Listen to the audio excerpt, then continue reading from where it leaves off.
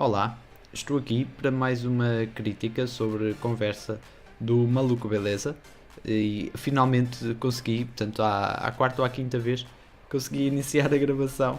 Estava aqui com uns problemas técnicos, não estava a conseguir, mas finalmente sim. Desta vez conversa com o Jorge Gabriel. Tive uma facilidade, uma pequena surpresa desta vez. Eu e todos os patronos do Maluco Beleza, que são patronos do valor mínimo de 1€, que desta vez foi-nos disponibilizado também a nós, mesmo definido como prenda de Natal. Portanto, a conversa completa, seguida, sem paragens, que supostamente essas conversas assim sem intervalos e com as perguntas, portanto tudo junto, só estão disponíveis para os patronos de 5€ em diante. Mas desta vez, pronto, o Maluco Beleza deu este miminho, o que me facilitou a mim, porque consegui gravar antes de, portanto, em vez de estar à espera das 4 partes serem publicadas, portanto, e só depois da quarta é que eu consigo então fazer a gravação e posteriormente fazer a publicação do vídeo, o que acaba por dar ali a perda de às vezes alguns dias. Portanto, assim consegui logo ver a conversa, assim que esteve disponível, gravei logo.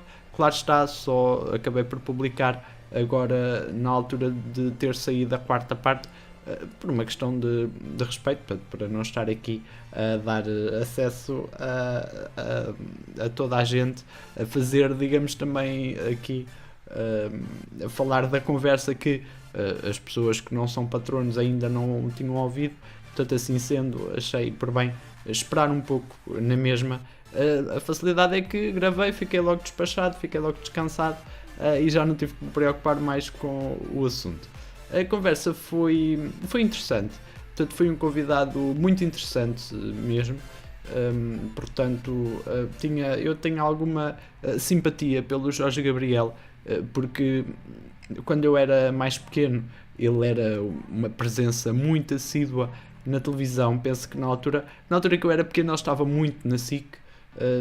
Eu sei que ele teve muito na rádio primeiro, mas a presença dele depois na televisão, se não me engano, eu penso que a SIC foi o sítio na televisão em que ele teve mais presença e mais visualização, e portanto, e principalmente aquele programa, o Agora, eu penso que era o Agora ou Nunca, seria aquele em que as pessoas iam lá fazer certas e determinadas coisas, em que há aquele episódio tão famoso do senhor que meteu uma iguana na sua cabeça e que estava em sofrimento profundo.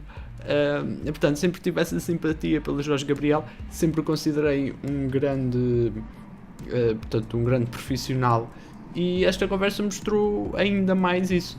Portanto, foram feitas muitas conversas sobre muitas coisas que não são conhecidas do Jorge Gabriel. Portanto, questões até profissionais, coisas que ele fez na vida que nós, pessoas, digamos, que não o conhecem, se calhar não têm ideia, ou não fazem a mesma ideia, porque ele e o Rui Unas também, no início das suas carreiras, penso que fizeram algum trabalho em conjunto, e houve algumas entrevistas em comum.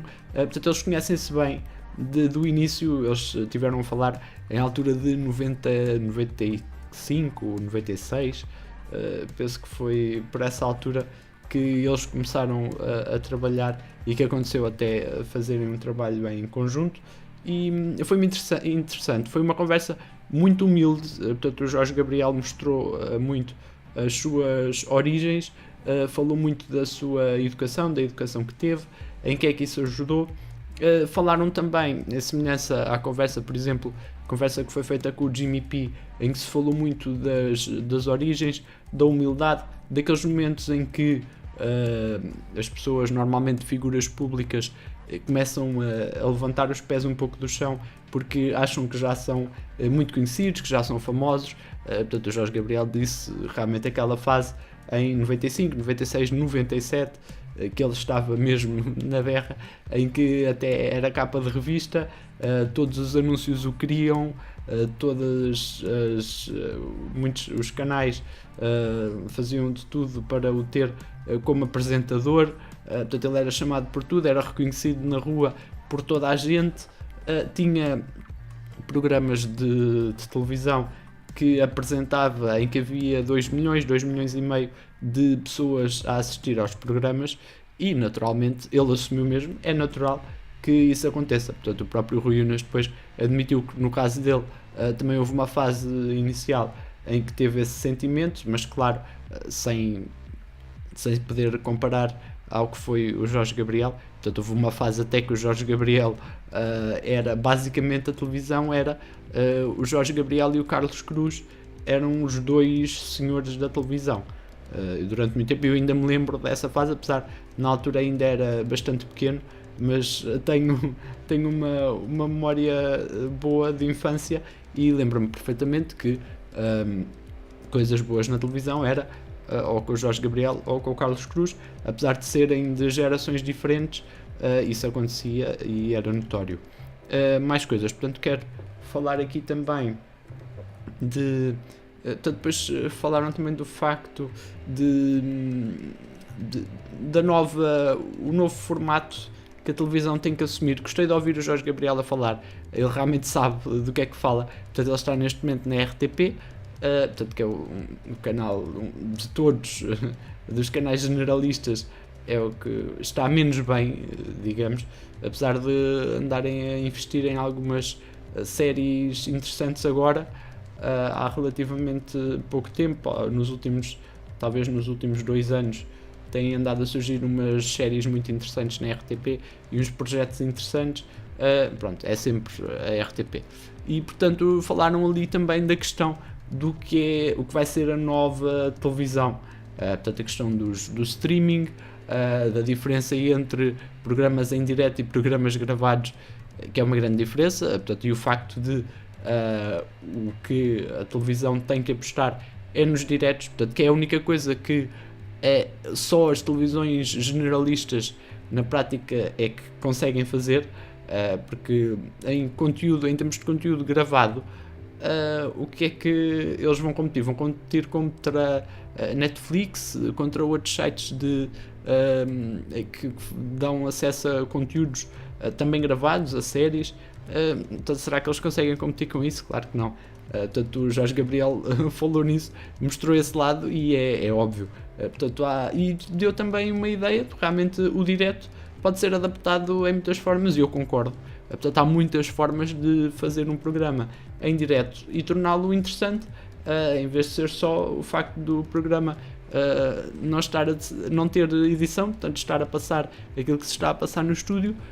Há formas de adaptar isso a outros formatos, portanto não é preciso ser só talk shows ou reality shows, mas os reality shows também, felizmente, eu acho que finalmente as pessoas estão a perceber que estão a perder o interesse nos reality shows. Acho que eu, sinceramente e pessoalmente, acho que esse formato já morreu. Apesar de ainda haver televisões como a TVI a insistir, portanto, parece que estão a espremer uma laranja para aproveitar o máximo de sumo possível, mas a laranja aquilo já só é casca, e eles continuam a meter aquilo na liquidificadora, aliás, e continuam, e já se percebeu que não sai mais nada, mas a TVI, pronto, é crente, tem esperança e temos que os deixar ser felizes. Mas sim, portanto, a televisão ainda vai mudar muito, ainda se tem que adaptar muito, ainda tem que testar muita coisa, tem que arriscar, tem que não ter medo de perder dinheiro ou de não perder para os outros, porque muitas das vezes eles nem estão a perder para os outros. Portanto, o Jorge Gabriel também falou disso. Portanto, muitas vezes a SIC e a TVI acham que estão a perder de uma para a outra, ou que estão a perder para a RTP1, mas na verdade eles estão a perder para as novas aplicações e as novas empresas que estão a surgir, que dão conteúdo às pessoas, conteúdo digital, conteúdo feito por entidades privadas, sem ser, muitas vezes nem sequer são televisões, às vezes até são produtoras pequenas que fazem uma série ou fazem qualquer tipo de programa ou qualquer tipo de conteúdo e conseguem ir parar ao Netflix e depois daí ganham muito terreno e vão dar origem a outras coisas muito mais valiosas, e portanto depois as televisões neste momento em Portugal principalmente ainda não perceberam muito bem qual é o lugar delas e o que é que têm que fazer, mas enfim, vamos ter esperança que isto tarde, mas que eles cheguem a alguma conclusão. E vou entretanto terminar a agradecer por terem estado a ouvir. Portanto, já sabem, portem-se bem, ou pelo menos tentem, e até uma próxima.